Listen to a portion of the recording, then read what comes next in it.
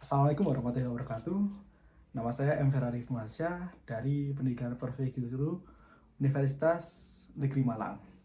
Untuk tugas desain tinggi kali ini, kita akan membahas suatu masalah dan kita harus mencari solusi dari masalah tersebut. Pernahkah kalian mendengar istilah hypercarry?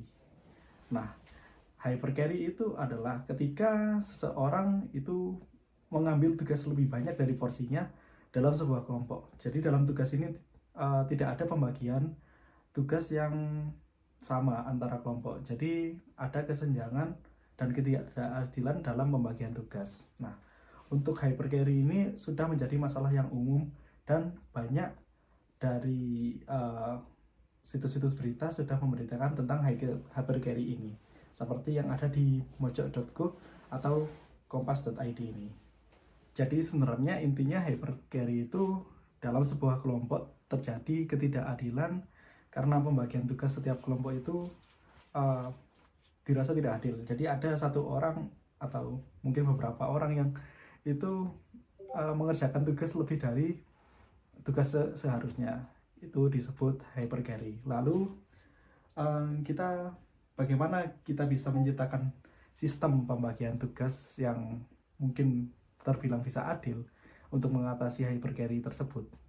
Jadi solusi yang saya usulkan adalah kartu peran kolaboratif. Jadi mekanismenya ada beberapa kartu yang itu membagi peran antara kelompok di kelompok tersebut. Jadi ada yang berperan sebagai pemimpin diskusi, pencatat, atau penjaga waktu. Jadi setiap kerja kelompok itu bisa terlaksana dengan baik. Mekanismenya kita membagi peran tadi dari kartu itu secara acak. Jadi tidak ada yang keberatan. Misalkan, loh kok saya ada di pemimpin diskusi, loh kok saya dari pencatat, karena itu sudah dibagi secara adil melalui kartu tersebut.